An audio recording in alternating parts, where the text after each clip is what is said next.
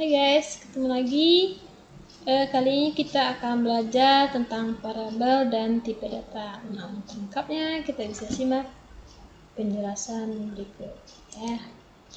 Nah, di sini setelah minggu lalu kita belajar tentang dasar-dasar ya daripada bahasa C, dimana kita telah belajar bagaimana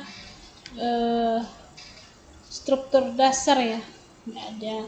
Nah, bagian atas itu biasanya ada include untuk memasukkan apa sih fungsi include? Nah, biasanya include itu diletakkan di atas main program. Untuk mengimport biasanya fungsi-fungsi yang sudah didefinisikan di header, bisa untuk input output, untuk matematika atau untuk baca karakter ya. Kemudian ada program main ya. Program main ini fungsinya untuk sebagai program utama yang akan dieksekusi. Kemudian ada print ya. Kemudian biasanya juga disertai dengan return null untuk statement. Ya, biasanya tanpa return null pun bisa dijalankan programnya. Oke. Hari ini kita akan belajar variabel di mana dalam proses pembuatan program ya. Yang sebenarnya terjadi itu kita ada proses inputan. Inputannya mana? Yang kita ketikkan di dalam program. Ya. Kemudian nanti akan ada proses ya. Proses inilah yang dikerjakan oleh komputer ketika kita build and run. Kemudian ada output. Nah, sebenarnya ini yang terjadi di program kita ketika kita membuat program. Ya. Kemudian apa itu variabel? Nah, variabel itu bisa kita identikan dengan suatu wadah ya, tempat menyimpan ya, tempat menyimpan bisa data yang kita isikan. Biasanya kalau wadah misalnya gelas, isinya apa? Air. Nah, kalau kita mau mengisikan misalnya buku, tentu kita variabelnya bukanlah gelas. Misalnya lemari ya. Jadi suatu variabel itu bisa kita gunakan untuk penyimpanan data. Oke, contohnya penulisan variabel biasanya identik dengan namanya nanti tipe data ya. Kemudian diakhiri setelah nama variabel itu titik koma. Dan variabel juga bisa diberi inisial ya, inisialisasi langsung nilainya berapa. Oke. Nah, tipe data ini adalah untuk penyimpanan suatu jenis ya. Misalnya kita mau menyimpan huruf. Nah, hurufnya huruf satu karakter, biasanya kita gunakan char. Kan kita bahas lebih lanjut tipe data. Nah, ini ya. Tipe data yang biasanya digunakan di bahasa C itu char. Nah, char itu hanya bisa menampung satu huruf, satu karakter. Misalnya A, B itu satu ya. A satu, B juga satu. Kemudian ada tipe data integer ya. Tipe data integer bisa berupa angka yang kita simpankan. Biasanya ini harus bilangan bulat. Kemudian ada float ya. Ini bisa bilangan berkoma ya, pecahan. Atau double. Nah, ini sama seperti float namun memiliki ukuran penyimpanan yang lebih besar. Kalau kita lihat misalnya chart contoh yang diinputkan biasanya pakai kutip 1. A. Kalau 3 dikutip artinya dia juga membaca karakter 3. Integer tersimpannya 2 byte. Ya, ini kita jelasin di teori sudah kita jelasin ya. Nah, kemudian float misalnya inputannya 4,3, 2,2 dan seterusnya. Nah, bedanya antara float dan double ukuran penyimpanan yang lebih besar. Sama istilahnya kita menyimpan di lemari dengan di laci itu beda ya. Jadi kalau bilangannya lebih besar, ini bisa kita gunakan double, 2 kali lipat kapasitas dari float ya. Nah, ini contoh program ya. Kalau kita sebelumnya belum ada menggunakan tipe data, kalau sini sudah. Nah, untuk komentar kita bisa gunakan backspace ya, 2 kali. Ini hanya komentar, tidak akan pernah dieksekusi. Nah, contoh penggunaan variabel, ini variabel namanya berat, variabel namanya tinggi. Diisi dengan nilai 178 ya. Kemudian kalau kita buat inisialisasi ya awal biasanya dia di atas. Kenapa di atas? Kalau kita inisialisasi di bawah dia nggak akan terbaca. Supaya dibaca oleh memori, kita inisialisasi dulu di atas supaya program di bawahnya bisa makainya. Ini sudah kita inisialisasi integer berat. Nah, di bawahnya kita buat untuk pemberian namanya berat sama dengan 54 atau langsung dibuat seperti ini juga nggak masalah. Oke, nah kita masuk misalnya ke contoh program ya. Buka code block. Nah, misalnya Ibu buat file baru, file ya. Kita simpan ya. Namanya misalnya perhitungan 1. Oke, kita simpan. Kita buat programnya. Misalnya kita mau buat program penjumlahan 2 angka. Kita buat main ya. Nah, di sini kita membuat tipe datanya. Nah, tipe data sesuaikan dengan data apa yang mau kita simpan di variabel tersebut. Misalnya angka 1. Nah, ini nama variabelnya angka 1. Misalnya inisialisasi kita buat misalnya 5. Jangan lupa titik koma. Oke, setiap variabel harus memiliki tipe data. Tipe data digunakan dia jenisnya apa sih yang mau kita simpan. Kalau ini adalah angka bulat. Kemudian integer angka 2. Nama variabel itu harus unik, tidak boleh sama dengan variabel lainnya. Kalau kita buat lagi angka 1 di bawahnya itu tidak bisa. Ya. Penulisannya jangan gunakan apa-apa yang sudah ada di dalam library-nya bahasa C. Oke, misal kita buat integer hasil sama dengan angka 1 ditambah angka 2. Bisa nggak kira-kira? Ya, di variabel angka 1 nilainya 5. Angka 2 nilainya 7, hasil ya, variabel ini kan menampung ya data-data. Adalah angka 1 ditambah angka 2. Gimana kita mencetak hasilnya? Printf ya. Tertib penjumlahan, misalnya ini mau kita buatkan penjumlahan angka 1 dan angka 2 adalah. Nah, kita di sini menggunakan /d ya untuk mencetak hasil. Bukan slash ya, %d untuk mencetak hasil dengan tipe data integer. Ya. Kemudian koma, apa yang mau kita cetak itu kita kasih koma. Yang kita mau cetak adalah hasil. Ya. Maka di sini kita buat hasil ya. Kita klik, kita ketikkan hasil. Jangan lupa titik koma. Ya. Ketika kita run, nah, kita lihat di sini penjumlahan angka 1 dan angka 2 adalah 12. 5 tambah 7 adalah 12. Bagaimana, Bu? Saya mau buat di sini angka 5. Di sini saya mau buat angka 7-nya, tergantung nilai ini.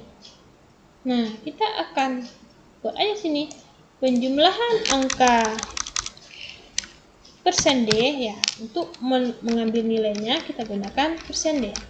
Dan angka %d ya, karena dia integer kita gunakan %d.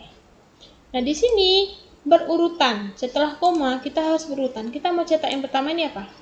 Angka 1 kan ya, variabelnya angka 1. Maka kita buat di sini angka 1, koma, apalagi %d-nya angka 2 ya, karena angka 7. Kemudian kita buat di sini angka 2, koma. Hasil adalah untuk mencetak ini ya, %d untuk hasil. Nah, jadi dia berurutan. %d ini mewakili yang pertama, %d yang ini mewakili yang kedua. Hasilnya adalah %d ini. Ya, kalau kita run, beda ya hasilnya. Penjumlahan 5 dan 7 adalah 12. Jadi setiap penggunaan %d untuk mengambil nilai dari variabel tersebut. Oke, Bisa dipahami yang sampai di sini? Jadi kalau kita mau menambahkan, mengambil nilai, urutannya pakai koma. Kemudian kita ketikkan nama variabelnya. Bu, saya di sini A. Misalnya Ibu ganti di sini ya. A, di sini B. Maka di sini juga dibuat nama variabelnya A, di sini nama variabelnya adalah B ya. Ketika kita run, hasilnya harusnya sama. Nah, ini salah ya, ada error karena di sini nggak ada variabel angka 1, yang ada A dan B. Jadi kita ganti A. Nah, code block dia ngasih tahu ini B. Kita save, kemudian kita run. Keluarnya sama ya. Bagaimana kalau mau bilangan berkoma? Ya, bilangan berkoma gimana caranya? Ini misalnya kita copy ya, copy, kita buat file baru, ya, kita save, misalnya bilangan berkoma ya. Nah, ini kita ganti dengan tipe data float ya. Tipe datanya float. Ini kita tipe datanya float. Nah, ketika gunakan integer, kita tidak bisa menggunakan bilangan berkoma. Misalnya Ibu mau buat 5,6 ditambah 7,3. Nah, untuk bilangan berkoma, di sini berkoma, maka kita gunakan persen F ya. Persen F. Di sini persen F karena dia float. Kemudian di sini persen F karena hasilnya juga float. Ini kita save. Kita run. Nah, bilangannya berkoma. 5,6 dan 7,3 adalah bagaimana? Ini kan banyak ya, 2 angka di belakang koma. Kita gunakan, misalnya kita gunakan titik 2. Biar 2 angka di belakang koma. Titik 2. Misalnya. Hasilnya juga titik 2. Coba kita run. Ya. Nah, dia akan memotong bilangannya 2 angka di belakang koma. Jadi persen titik 2F. Kalau 3 angka ya ganti 3F. 1 angka diganti dengan titik 1F. Ya. Jadi untuk mengambil nilai kita gunakan persen. Mana yang disebut variabel? Variabel itu A. Tipe data mana? Float. Kapan kita gunakan float? Ketika data kita itu berkoma. Bu, saya mau menampilkan nilai. Misalnya Ibu buat nilainya di sini. Ada variabel nilai. Chart ya. Gunakan chart nilai sama dengan misalnya Ibu ketik B misalnya ya, seperti itu. Nah, ketika Ibu mau mencetak B, maka di sini ketik printf nilai adalah, ini hanya kata-kata ya, nilai, tidak menggunakan variabel ini. Sama dengan apa untuk nilai? Kita gunakan persen S atau persen C ya. Nah, di sini kita buat nilai. Oke, titik koma. Kemudian kita run. Nah, dia telah membuat nilai adalah B. Nah, persen C untuk karakter. Kita kasih slash N biar baru. Kalau slash S gimana? Coba kita save slash S, persen S. Nah, persen S keluar nggak? Nggak ada ya. Dia karena chart dia gunakan C, persen C. Oke. Kalau tidak persen D, kita bisakan untuk integer itu juga bisa digunakan persen S, persen I ya. Oke, adik-adik. Misalnya di sini Ibu ganti persen I, ini harusnya bisa. Kita persen I karena integer ini nggak ada masalah harusnya. Ya, keluar ya. 5 tambah 7 adalah 2%. Oke. Ini bilangan berkoma, untuk double sama. Ya. Kita gunakan. Oke, tidak ini ya, tidak terlalu susah, harusnya ya bisa dipahami. Bagaimana kalau kita misalnya mencari keliling? Ada panjang, ada lebar, ya, ada keliling. Bagaimana kita buat programnya? Ada panjang, ada lebar, ada keliling. Misalnya kita mau mencari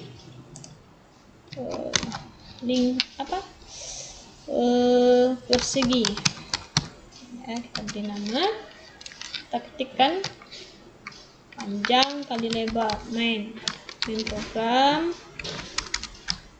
Oke, misalnya kita buat integer panjang, nama variabelnya panjang sama dengan 8.